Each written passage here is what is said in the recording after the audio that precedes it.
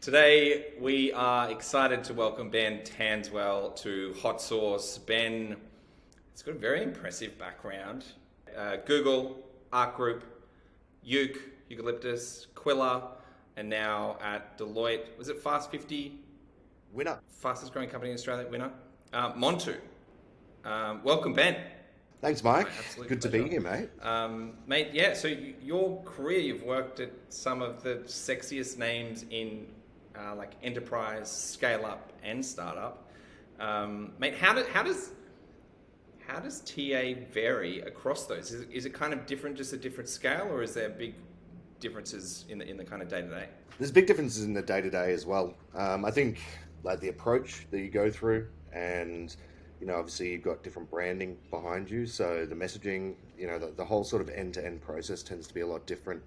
You've got different maturity levels across the organization and hiring managers and that kind of stuff, looking for different people and even different mindsets. So it's been an interesting ride, like going across and sort of having experience in all of those different areas as well. And you sort of pick and choose the best pieces, I think, from each approach. And from an outbound perspective, specifically, is the messaging, is the tone, like the humory bits, is that all like greatly varied depending on like, yeah, the tone of voice of the organization, or do you carry the Ben Tanswell kind of vibe in your outreach from place to place?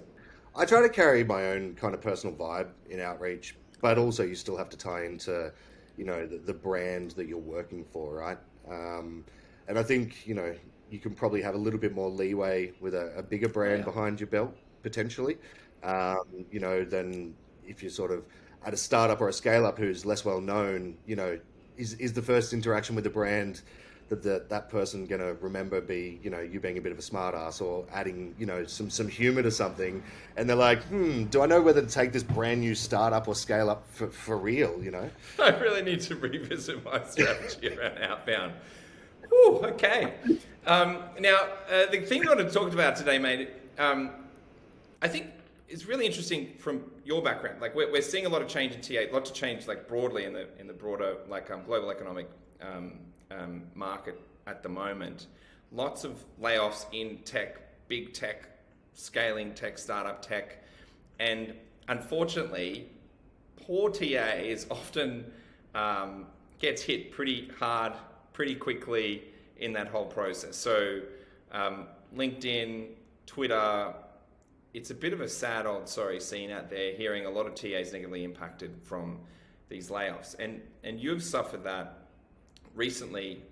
You're in Quilla, head of people, and because of the downturn, you were made redundant. How long ago was that? That was a few months back in the last year? Beginning of December. So, yeah. Really tough time to go to market for a new gig. And what we wanted to talk about today was how TAs can utilize their skill set, which is like a very valuable skill set in these scenarios, to help them get a new role, and how it can be really hard. You've got the muscle there, but the application of it's very different, and how to kind of adapt those strategies and channels and techniques to apply it to helping yourself get a job.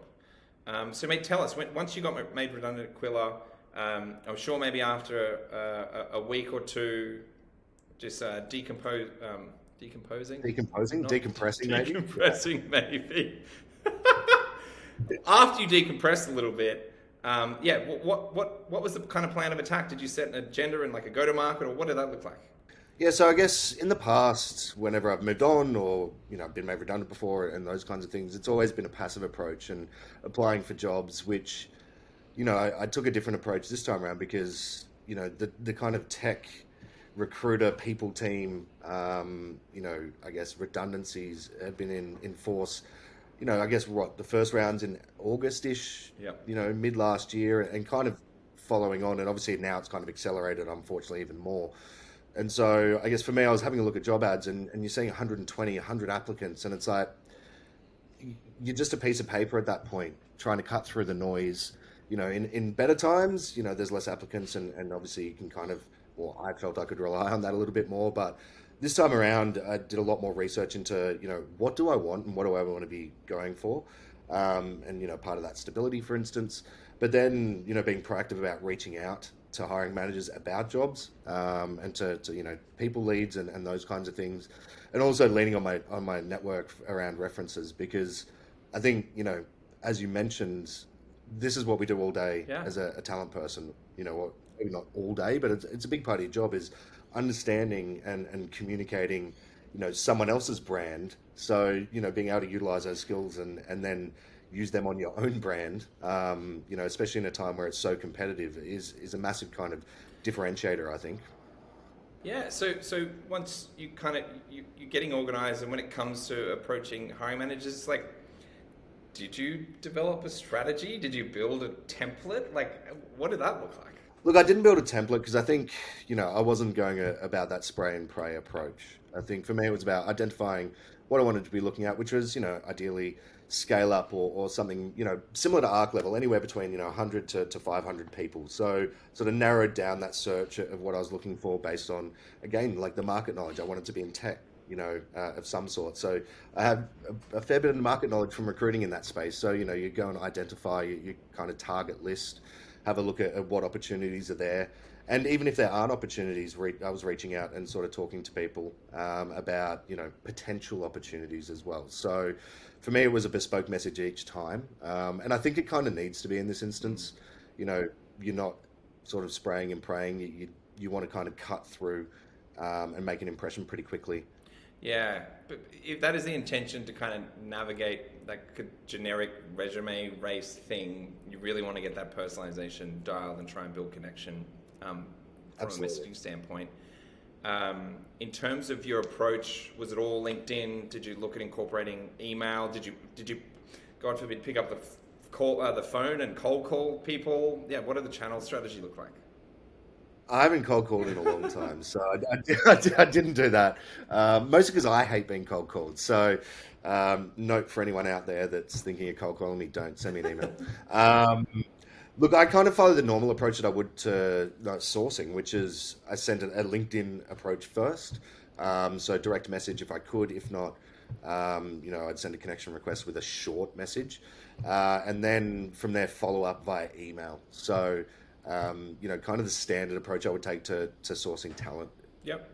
And you brought along an example message today. In fact, the The message. one that got me a job. Yeah, this message has got a 100% hit rate. That's right. This is the highest conversion rate we've ever seen in Exactly. hot sauce history. Converted the whole So, way through the funnel as well. mate, so talk to me. Tell me about how you pulled this message together, in trying to get your current gig. Yeah, look, so, you know, it started off with opportunities at Montu as the headline, and that's because it was something that my manager had put out there herself, that she was looking to hire for her team. So I called that out in the message title, and then again called that out in the first part of the message. So I had gone and done some research because at that point it was like, hey, I'm looking to build out my team. So kind of talked about obviously growth in the team because there are a couple of roles mentioned. But then, brought in the fact that Monto as a whole, having, done a little bit of research and understood that, hey, number one, fast starters, 20,000% revenue growth, et cetera, et cetera, et cetera. So, kind of prefaced that's why I was reaching out as well, and, making it clear that I'm reaching out about your role and about your company, instead of being too generic and just being like, hey, I saw this, I wanted to make it pretty obvious, why. And then I'd sort of move straight into the exact reason I called out that I'd been made redundant for a restructure. And that's why I was looking. So, I think it's important to kind of give people clarity, especially at the moment, giving that kind of context as to why I'm reaching out. And, that like for me, I'd come from a head of people. If I put in an application, and this is Yeah. for a talent acquisition manager role, it doesn't on paper look like a match, right? So, that's why I then moved into, are you open to having a chat about my skills and whether they're a fit for what you're trying to achieve and build? Because I think, taking that approach, it opens the conversation up instead of just it being, hey, I saw this job. I've been a talent acquisition manager before. It's like, okay, cool. Tons of people are going to send that message if they're going to message at all. So yeah, Yeah, I like that as well because you don't know what other roles might be sitting around that maybe are going to be released in the next few weeks. Where if you run too hard at the specific open role, you potentially get like attached to that role, and if you're not a good fit, you may miss out. So Absolutely. you're encouraging her to think more broadly about your skill set and how it might be applied.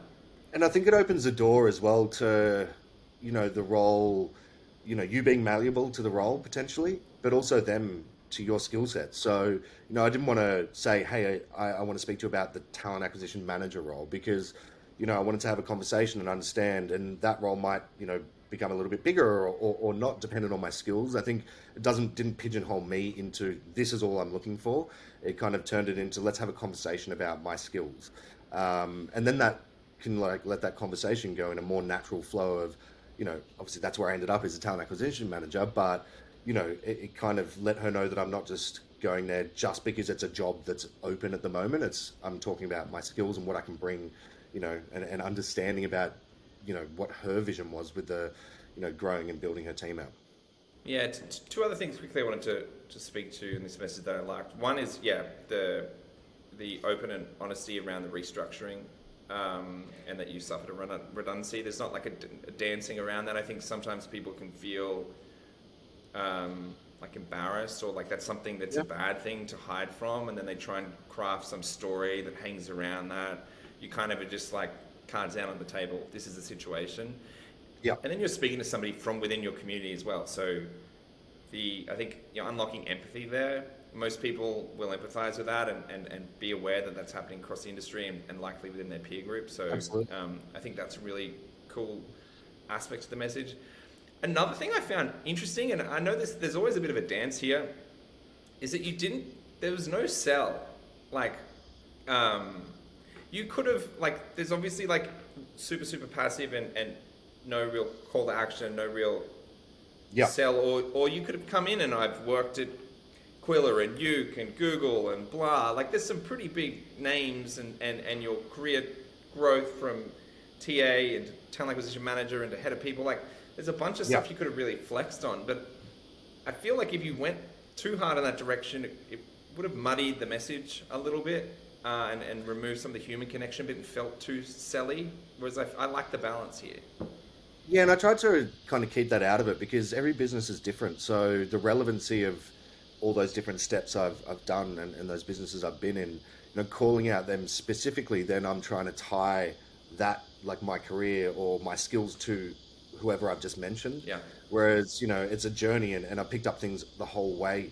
So I didn't want to go into this selling of like, I've been here because, it just, none of that may translate to what Monto are looking to do and to what that role was looking to do.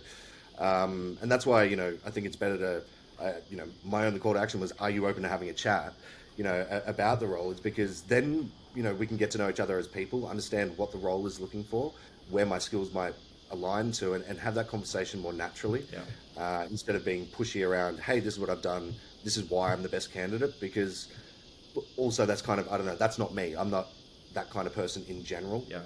So, I think setting it off on the right foot where it's a very genuine message, it's kind of full of truths, and I'm not, I'm the last person to go out there and be like, I've worked here, I've done this, it just would have felt disingenuous for me to send that out in a message.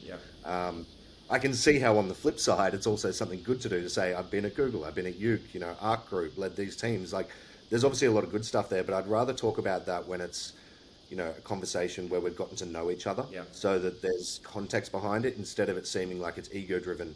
There's definitely a balance there, and I think like, what's the objective here?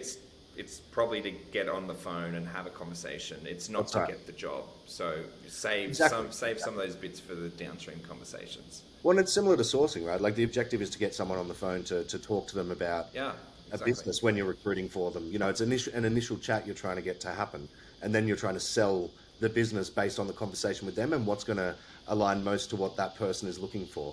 And so similar approach, but just in reverse, is I'm just trying to get, her on the phone so that we can have a conversation about me and whether that's going to be a good fit. And then let that conversation, go down the path that it's going to go down, instead of, kind of trying to heap it all in at once. And I think you can muddy the waters by just adding too much information. I know you guys are growing. I've been made redundant. Here's all the awesome stuff I've done. Let's talk about a job. It just doesn't seem to flow very nicely to me. And mate, what about, because even in 2023 at the start, there's been a lot of redundancies. I suspect we haven't seen the end of them. There's going to be more ahead. any other like high level tips for people in TA or even more broadly that, yeah, that could be confronted with such a thing? Like any tips on how you manage that process yourself? I think reaching out and speaking to your networks is something that like everyone says to do, but like, look, just coming from personal experience, I'd never really done. But I've got a bunch of good people around me that I've worked with in the past, or have met, through networking events or whatever it is, that are similar roles, more senior. And so talking to them actually unlocked a whole bunch of ideas around, different companies that I hadn't even thought of, and different areas that I hadn't even thought of. And I think that's probably one of the things that I benefited from most during this kind of whole process late last year, is because I did kind of get tunnel vision to an extent. It's like, this is what I've done, therefore this is where I'm going to like translate into it. It took some of those conversations to unlock and open up, my thought pattern around what I'm actually going to be, able to do as a role. So I think absolutely leaning on people, and everyone's got an ex-manager, everyone's got people that they've worked with in the past. So utilizing those people to have those conversations and really help you kind of think outside the box, I think, because it's an emotional time, right? Like, you've just lost your job, you've just been made redundant. I know I was like, man, there's a lot of people on the market at the moment. How am I going to cut through that? So being able to talk it over with people, even yourself, mate, weirdly, it helps a lot when you got some additional input, because at work you usually do those things with your team. You talk about, how do I approach this? How do I approach that? When you're outside of work, you don't have a team anymore, or at least I felt like I didn't have a team anymore. Yeah. So, it helps you plug back into that and think differently. That's great advice, both for the people that have been impacted by the redundancies, but also for people that are within jobs, even proactively reaching out to people that have been impacted, and offering just to have a chat. Sounds like even just a conversation, shoot the shit, bit of a brainstorm, all of that can be super valuable. Absolutely. And I think, at least everyone that I know in tech has been super understanding and super supportive of trying to help people that are going through this. And, I know in August, I kind of mentioned it on LinkedIn, and I know that lots of people are. And I think it's, making the most of those offers, and having those conversations, because it does really, really help. And little nuggets of gold come out of it. And before I've ended up in an amazing spot. And to be honest, this might not have been a business I'd have thought of, but having those conversations and thinking a bit outside the box is what led me here. Awesome, man. Thank you very much. That's some really cool advice. Very excited to share this. Hopefully it helps somebody stuck in a tough spot. Absolutely. And, reach out, anybody that kind of does watch this and wants to have a chat about things. I'm more than happy to put my hand up and have a chat anytime, coffee, face to face, whatever it is, because, it's a tough time that the whole tech market's going through. And I think, people banding together is only going to make this a stronger industry as we come out of it. You're a good man. Thank you, Ben. Cheers, buddy. Thanks, Mike.